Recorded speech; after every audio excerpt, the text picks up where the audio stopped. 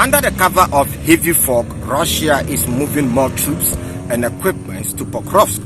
So this narrow Ukrainian troops' chance of escaping from Pokrovsk to zero. So currently, Ukrainian troops in Pokrovsk have two options. It's either they surrender or the Russian troops annihilate them. Sersky was right. The overall commander of Ukraine 3 days ago said Russia is concentrating large number of troops in Pokrovsk. And their main aim is not just to capture Pokrovsk, but to capture the whole of the Donbas region. He said this 3 days ago. I didn't believe him, but after seeing what is happening, he was 100% right. I hate to say this, but Sersky was 100% right. The Russians are trying to capture the whole of the Donbas region. This is quite interesting. Ukraine was supposed to withdraw from Pokrovsk long time ago. I started talking about Pokrovsk a month ago. Over 1 month ago, I saw what was going to happen in Pokrovsk. And I spoke about it. I told you guys that the Russian troops are moving in. Check this video. You see the video beside me here. Now, if you go through my channel, you see this. Over 1 month ago, you check the date. Over a month ago. Even me here, I knew what was going on in Pokrovsk. With all the intelligence that the Ukrainians have. They refuse to withdraw their troops from Pokrovsk. And look at the situation that these young men find themselves today. I've said this before, that standstill fight has become the biggest enemy of Ukrainian armed forces. If you're enjoying the content, hit on the like button. And if you're new to the channel, subscribe. Hitting on the like button is very, very important. I'm not a Russian commander, but I believe the Russians are being very careful. Remember, I told you guys that the Pokrovsk encirclement is bigger than Mariupol encirclement, is bigger than Bakhmut encirclement. The most famous encirclement throughout this war is the Bakhmut encirclement. But just to help you understand how critical the Pokrovsk encirclement is, if you compare it to Bakhmut, this is far bigger than the Bakhmut encirclement. So this is a no joke encirclement. This is very, very big. So these Ukrainian troops currently are caught up in a very tight situation. I think the Russians are being very cautious. You see, when you encircle large territory, it comes with its own challenges. And I believe that the Russians learned from the Nazis or the SS battalion back in Second World War. The Nazis surrounded Kiev with over 1 million men. Now, after capturing Kiev, they captured around 600,000 Russian or Soviet troops. But after encircling Kiev and capturing Kiev with over 1 million men, their army was stretched. So Nazi troops were scattered everywhere. Supply became difficult. Advance became difficult. Even command became difficult for the commanders to even organize these troops on the front line because they were overstretched. And I believe Russia is trying to prevent something like this. That is why they continue to send in more equipment. They are being very, very, very cautious. Note that this whole quadrum that modern warfare they are using, this is a system that became very popular under Napoleon. You know, one of the greatest warlords of all time. Whether you like Napoleon or not, he is one of the greatest warlords of all time. That guy was very, very smart. All these great guys, one thing I realize is the only mistake they do is to invade Russia. That has always been their biggest mistake. For example, if Napoleon had not invaded Russia, Napoleon would have conquered the whole of Europe, except Russia. Germany, the same thing. Hitler would have conquered the whole of Europe, if not for the mistake that he did by trying to invade the Soviet Union. Now, back to the story that I was telling you guys. You see, this quadron system, Napoleon used it a lot in Russia.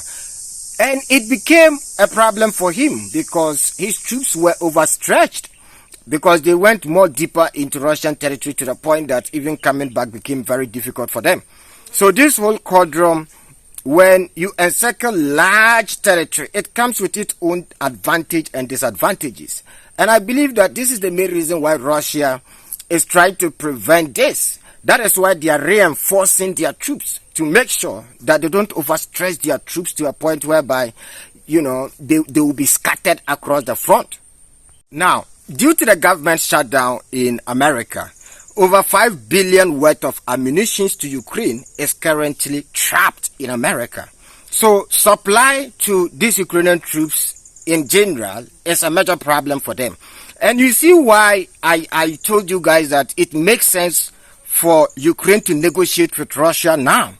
Remember when Vladimir Putin visited America, the Alaska summit, the Russians suggested that Ukraine hand over the whole of Donbass to Russia. In exchange, Russia will also hand over some territories to them. Quickly, Zelensky came out, said he's not going to do that. Ukraine will never give out Donbass to Russia. He made a whole lot of noise. And remember recently too, when Vladimir Zelensky visited the White House, Donald Trump told him the same thing, that he should hand over the whole of Donbass to Russia or risk losing the whole of Ukraine. Then, once again, Zelensky came out and started bluffing that they are not going to give the whole of Donbass to Russia. Now, here we are. Russia is going to take the Donbass either ways, whether they like it or not. Even the overall commander of the Ukrainian armed forces, Sersky, confirms this. In fact, he was the one who even said this 3 days ago.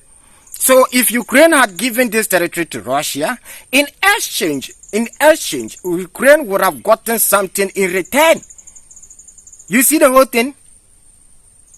You see why I keep telling you guys that the longer this war keeps, the more the Ukrainians drag this war, the more they reject Russian proposals, the more the situation becomes worse for them. So whatever the Russians are suggesting today, if the Ukrainians continue to reject it, it is going to be worse than whatever they are suggesting today. This is common sense.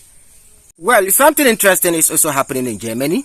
So according to Germany Vice Chancellor, Germany is trying to bring back mandatory military service. So everybody, you have to serve in the military.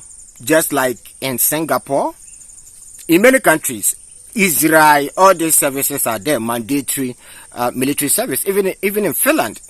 But it's quite interesting because Germany, after Second World War, the Allied forces came together and a treaty was signed between the Soviet Union and the West that Germany must not be allowed to rebuild back their military.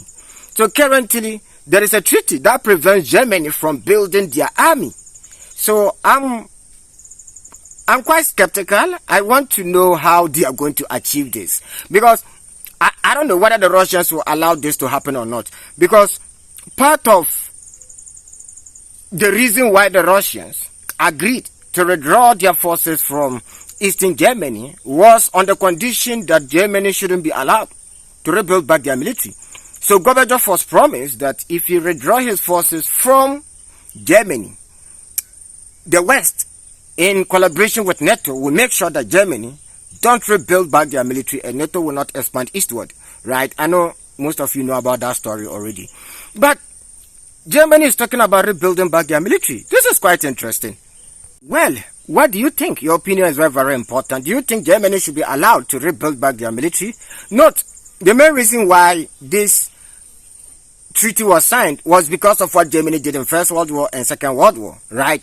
So that is the main reason why the Allied forces came together, to make sure that Germany don't rebuild back their military.